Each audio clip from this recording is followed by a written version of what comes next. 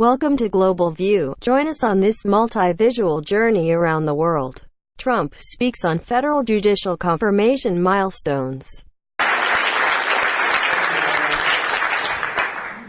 you. We have another big record stock market today, another record in the stock market in the history of our country, which to me means jobs and a lot of other things. We're doing really well. Just wanted to let you know, I think it's the 119th day that we've set a record. So that's good.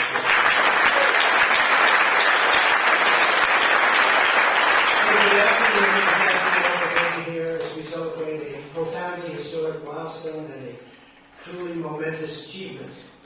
Thanks to many of the people here today, my administration and Republicans in Congress have now confirmed more than 150 federal judges, and to be honest with you, it's substantially higher right now than that much. It's about 159, and we should have within the next short period of time, like 2 months, we should have about 182 federal judges.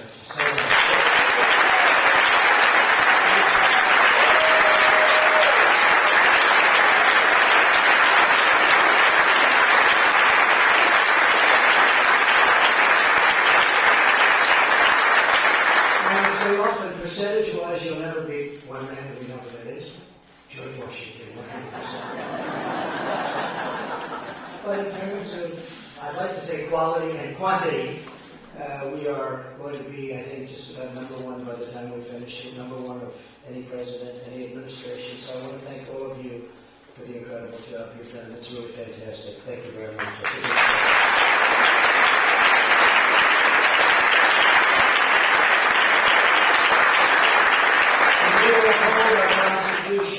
As written.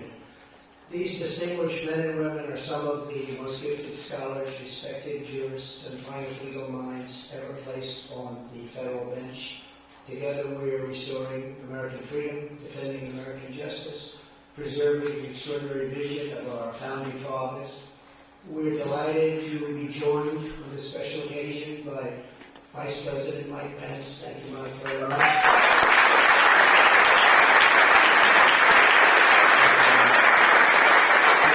General Bill Barr.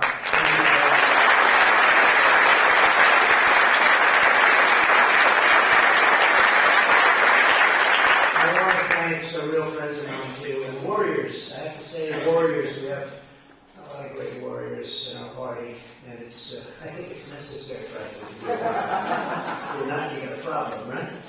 But I want to thank Chairman Lindsey Graham. Lindsey, thank you very much.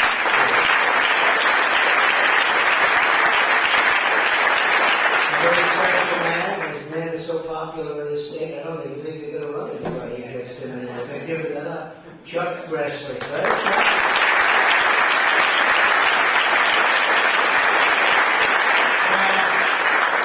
Also with us are Senator John Cornyn. I looked at your polls. Nobody's beating you, John. Nobody. And you don't have to worry about Beto anymore, that's for sure. From Texas, he doesn't like guns. Religion or oil? Somehow in Texas, I don't think I watched either. John Cornyn, Mike Lee. Mike, thank you very much. Senator Ted Cruz, also. Senator Tom Tillis. Senator Ben Sass, and Senator Marsha Blackburn.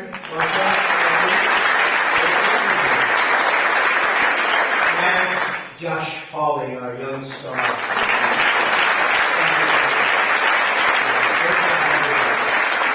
In addition, the nation owes an immense debt of gratitude to a man whose leadership has been instrumental to our success. It's so important to him. And that's, he always mentions the number one point. I've always heard, actually, that when you become president, the most important thing to do is federal judges. They say Supreme Court judges, but we have them too. But federal judges. And, based on that, I think there's nobody that's done a better job ever than Senator Mitch McConnell.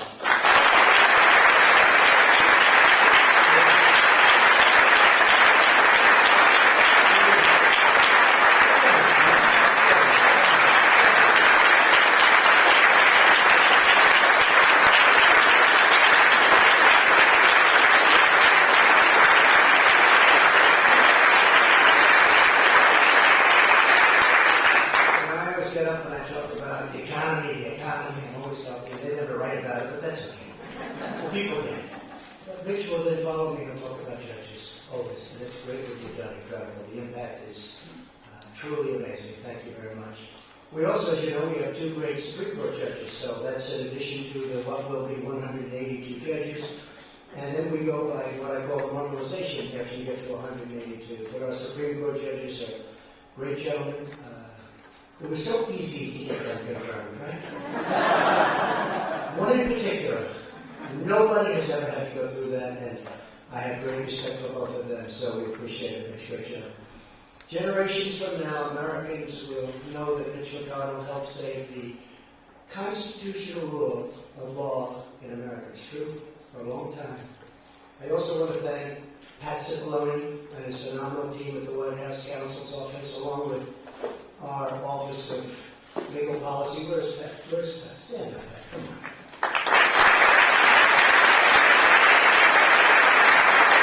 Strong silence. Strong, very strong silence.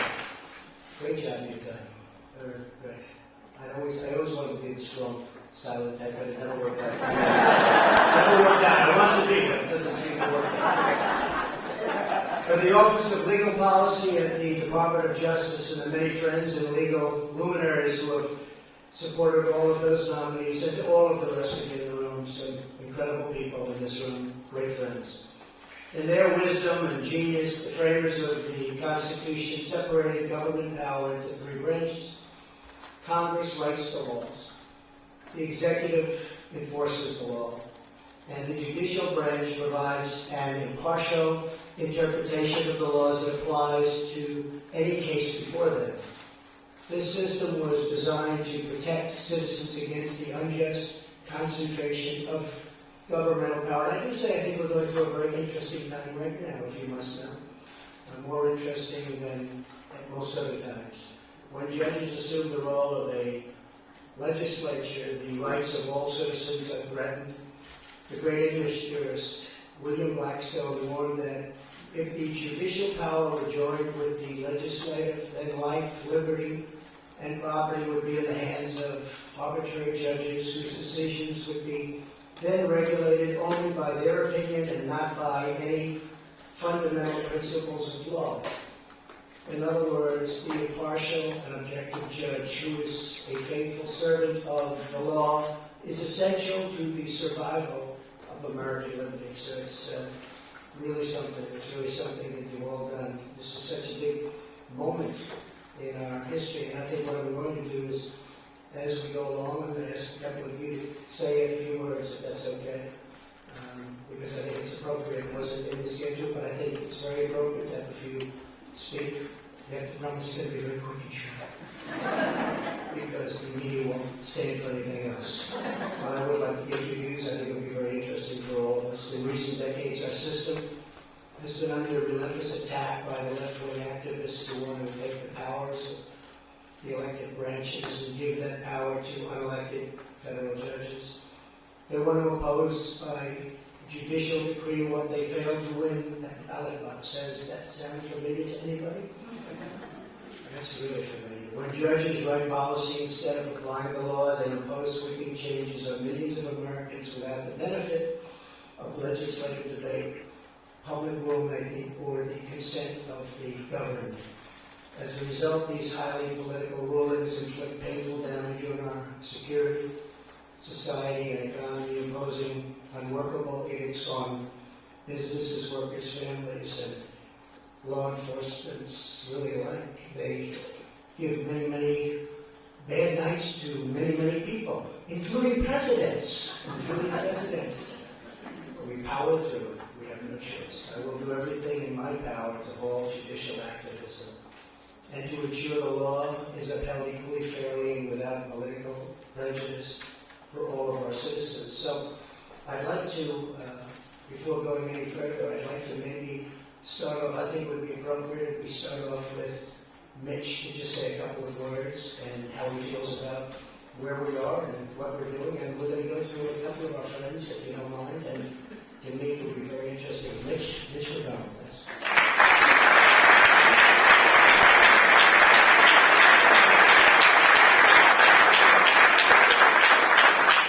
Well, Mr. President, I'm reminded of election night when I realized that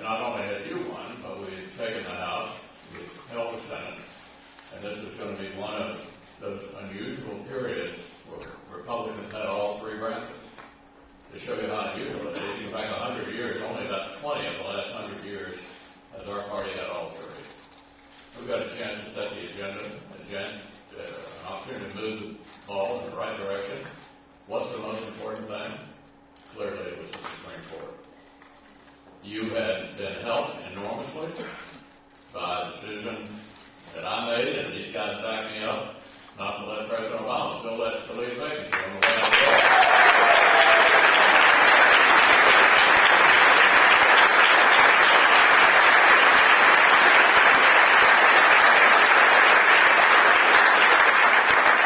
And boy, you didn't blow it. Neil Gorsuch is an all-star, isn't he?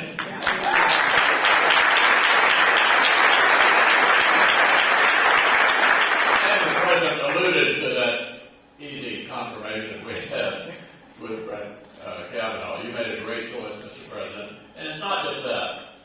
The circuit courts where 99% of litigation stops are full of bright, young men and women who believe in the plain notion that maybe the job of the judge is to follow the law. And so, Mr. President, this is one of the many ways you're helping to make America great again. Thank you so much.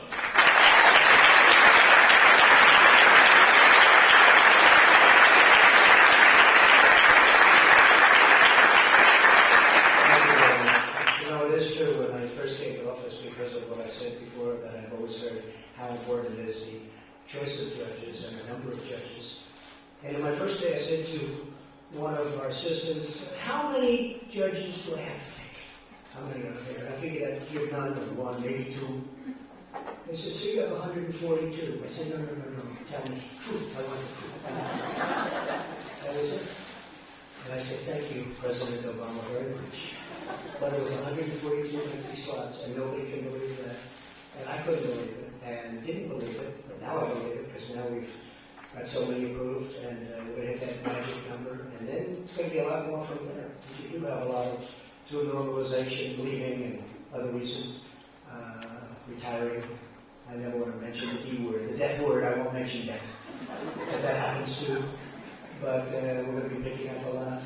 A man that I have a lot of respect for, and everybody does in the Senate, Chuck Grassley. Come up and say a couple of words.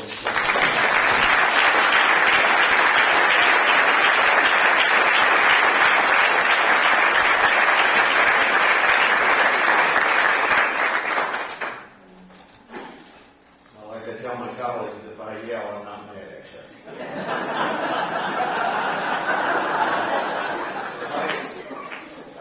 Let me say what set the stage for this before any of us had anything to do with this. You ran on a platform that no other president has run on to tell the type of people that you were going to put on the Supreme Court. And name 20 or 25 people, and that list is still out there. And it's made up of just the kind of people that Mitch McConnell's talked about, you've talked about, people that are constitutionalists. And you kept your word. And 20% of the people voted for you based on the proposition of the kind of people you were going to put on the Supreme Court. So a lot of candidates for any office run on a platform, but they don't stand on that platform. And I think what's important about not only the judges that you have appointed along the lines of what you promised the people you're going to appoint, but also a lot of other issues that you stand for. And the people of this country ought to be complimented that we have a president that said he was going to run on the platform, and he stands on the platform.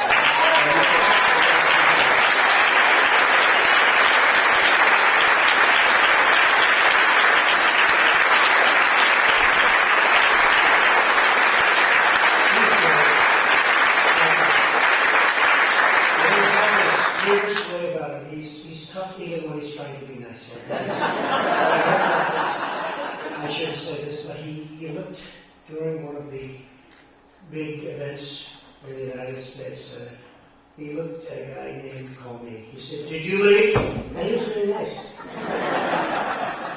And Comey choked. He didn't know what to say. He was so frightened of this guy. He choked. I wanted to start looking that stuff up, by the way, please. Please look it up. A lot of choke there. Another man who's been incredible And he's been a friend of mine for a long time. We actually competed against each other. He wasn't at all nice during the campaign. And who would have thought we would have become good friends, right? Who would have thought? But we did. And I can say the same for Ted, right? Well, we were good friends and then really bad. They said, when will it get bad? Meeting. Like the Academy Awards, look at all the media. Before, when it was successful. It died when they went after us, okay, the Academy Awards. Just a regular program now. But I said, Ted and I get along good. In fact, he was having a big event near the White House, and he wanted to get more people, so he invited me. He said, can you come? He said, you know, we're running against each other. This is true. And the press said, well, you two guys are actually campaigning together, and you're fighting each other for the nomination. And I said, that's right, we like each other. We get along great. I think it's great. We both had this incredible relationship. I said, but don't worry, it'll end. And when it ends, it'll be really bad. Probably worse than normal. And it was vicious for about 4 months, but then we had a great relationship. And it was a pretty bad one for a little while. They didn't even think how bad it would get. But it has been. It's been great, Ted. Lindsay, I'd like to have you come up and say a few words. You've been terrific. Thank you very much.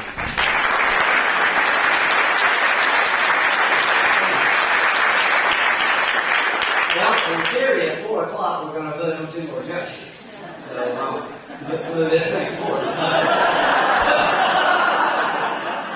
After I got beat like a dog, which he likes hearing, he called me over to the White House and said, I'd like you to help me. I said, I'd love to help you be a great president, because you're now my president. And he says, I don't have your phone number. And I said, there's a reason for that. So the highlight of my campaign was when you gave out my phone number. If I did as well as my phone number, it might have been a different story. To the committee, thank you. The Judicial Committee is not for the faint of heart. Our Democratic friends are tough. They believe in their causes, and we have to fight hard for our causes. But one thing I want to say about President Trump, the defining moment of your presidency for me was the Kavanaugh hearing. This room would be empty if we had failed Brett Kavanaugh.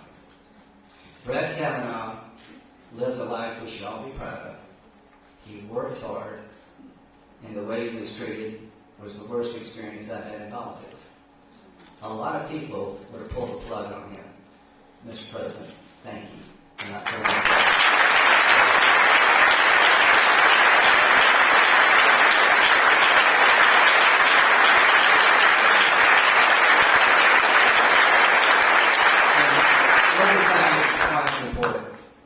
Who would have been after Brett if he went down? What conservative young lawyer would want to go through this if we had failed Brett Kavanaugh? So Chuck was right. When you run and you get reelected a year from now, one of the main reasons is that people in the conservative world believe that you fight for judges. God bless you.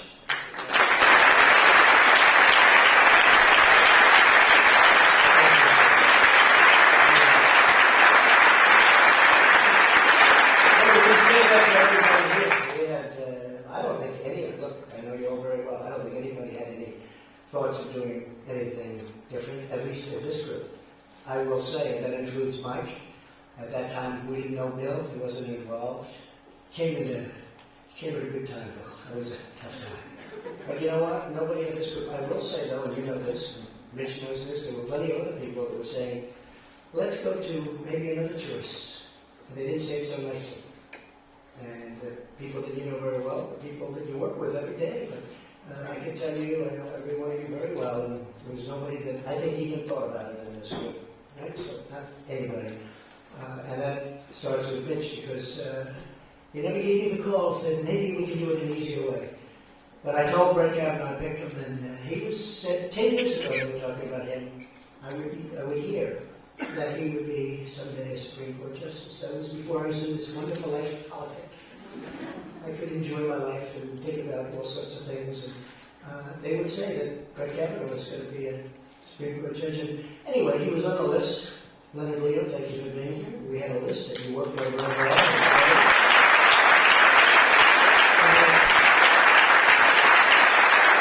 And it did have an impact. It really did have an impact on the election if you think about it, because people knew me very well, but they didn't know. Was he liberal, conservative, who are the judges? And I hear so much about, but who are your judges? And I did come up with an idea to pick 20 and 25 people. Ultimately, it was 25. And we put great people on. We have great people on there right now. 23 left, right? Great people. Every one of them is terrific. But I went with this list. And at first I said, I will take this list, gave the names, and I will pick people, you remember this, Lindsay? That are like these people. And I got nowhere. Nobody believed me. They said, what does that mean, like these people? They said, no, they'll be like these people. And I was being hammered.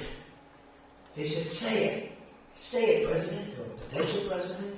I said, okay, it will only be these people. And that's what we have, and that's where it is. And they were just so respected as a group, and still are. It's an incredible group of people. I could take anyone, literally, and that had a big impact. But I said to Brett Kavanaugh, I said, so Brett, you're the one. You're the one. He was so honored. He said, sir, this is the greatest day of my life. And I said, I just want to congratulate you. It's an amazing thing that I'm doing it and that you're receiving it. He said, sir, thank you very much. I said, Brett, let me tell you something. This approval process that you're going to go through will be so fast and so easy. You're perfect. Perfect life, perfect family, perfect education, top scholar, best schools. Brett, this is going to be so easy. Little did he know.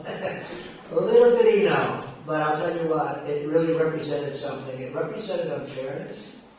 And some of those people that came forward, to my way of thinking, all of those people that came forward, I thought it was disgraceful what happened. And I want to thank all of my Republican colleagues for standing up tall for a man who really didn't deserve what he went through. Nobody could have believed a thing like that could have happened to a man like that. And you could almost say to anybody, because nobody's ever seen anything. Nobody's ever seen anything like it.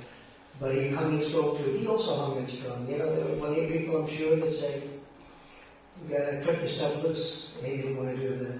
So it was a very important day, Lindsay, and you were a big part of it.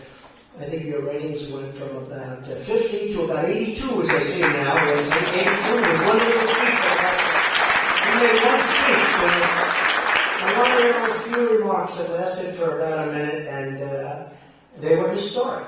They were historic. The delivery, the words, the whole thing was very important, and what you did was something very special. So thank you very much. So important. From the beginning of my campaign, I promised to appoint judges who will adhere to the true and original meaning of our Constitution. This afternoon, that promise was made, and that promise was kept, and I think many times over. Later today, the Senate will vote on our 158th new judge, and that's why I'm going to let you get out of here so quick. Of course, if you're not there, I guess nothing's going to happen. So keep it alive. But we will have confirmed, as I said, 112 judges to the federal district courts, 44 judges to the federal circuit courts, and 2 outstanding judges to the United States Supreme Court. And that number is rapidly rising. Now, 1 out of every 4 circuit judges currently on the bench was appointed by this administration, and that number has now exceeded that by quite a bit. No president in history has confirmed as many circuit court judges, even close, not even close, in such a short period of time. The average age of my newly appointed circuit court judges is less than 50. They're young, smart. That's 10 years younger than President Obama's nominees. The pace of appointments is only accelerating. It's going very quickly. And then, at some point, we've got to slow it down because we're not going to have any openings, But we'll find them. We'll find them. We'll find them.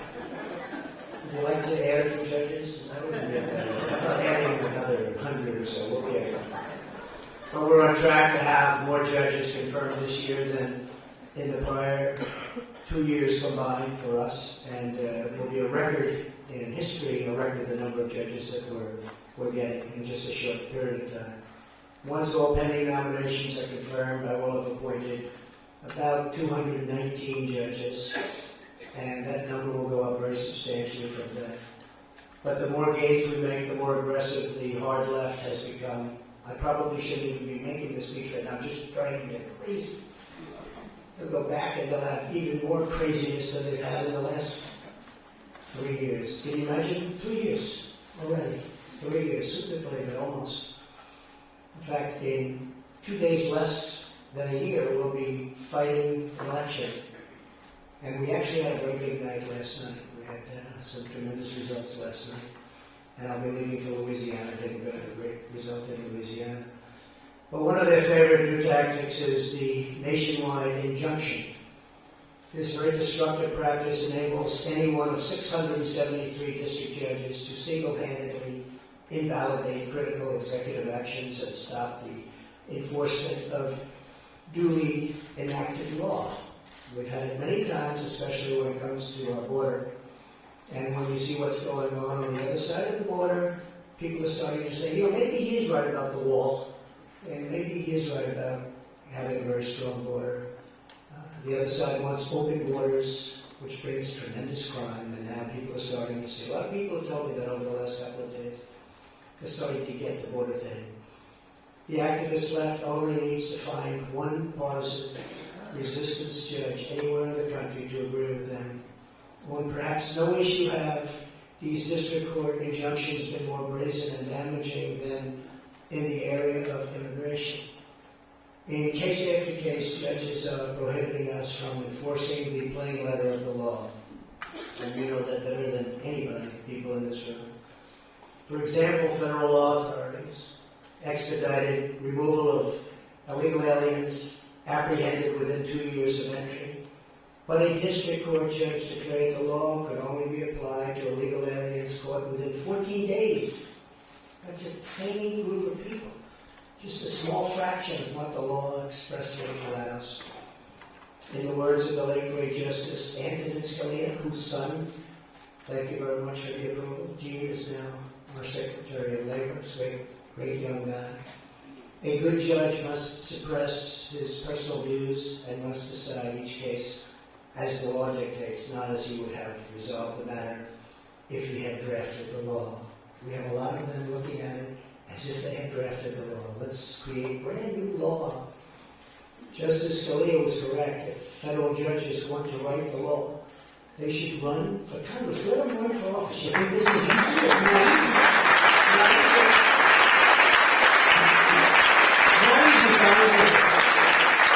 It's nasty. Nobody told me it's going to be this nasty. But that's what they have to do. Let them run for office and let them do what they're supposed to do. Let them do the job the way it's meant to be. In recent years, the left-wing assault on our Constitution has also become a personal assault on the nominees themselves. It's nasty out there. And you're right, Lindsay, one of the reasons it was so important was that people watch this and they don't want us giving up on them. They don't want us, so let's take the next one down the pipe. That would have been easier, by the way. It would have been much easier, but they don't want to see that. Nominees have been attacked in hearings for their religious beliefs. Our entire nation was stunned by the cruel campaign of lies and slander and abuse that was hurled at Justice Brett Kavanaugh, but we refused to cave in, and the left-wing mob, we will never, ever allow that to happen. Will we give up, will we cave in, even if it's by far the easy decision to make. When it comes to defending our freedom, Republicans will not back down. We will never, ever give up. While I'm your president, we will continue to nominate highly qualified judges who truly love our Constitution. And I know that Leader McConnell and Chairman Graham are absolutely committed to getting them confirmed quickly. And they have been going quickly. Of course, I'd like to get some other people confirmed too, please. Some of the other people, Mitch would say, well, we're going to do the judges first, and I always agree with them. And a lot of people waiting now for them, but he said, I want those judges, and I agree with them. Every judge we have placed on the bench will hear thousands of cases over their careers. They will ensure equal justice for every party before them, regardless of age, race, income, religion, beliefs, background. And they will safeguard the birthright of liberty that belongs to every man, woman, and child in our land. But it is not merely their responsibility to protect and defend the Constitution. It's our responsibility as well. Every American shares that glorious duty we have inherited as citizens of the greatest and most exceptional country in the world. has ever known. And we have to keep our country as the greatest the world has ever known. Because that great title can end if we are foolish and if we make mistakes. You see what's happening? You see what's going on? You see the statements that are made? And the ideas being put forward. It would no longer be a great country, certainly not for very long. For the sake of our families, our children, and generations of Americans yet unborn, we will fight with all of our heart and soul to preserve, protect, and defend the Constitution of the United States and the immortal rights given to us by Almighty God. Thank you, God bless you, and God bless America. Thank you very much. Thank you.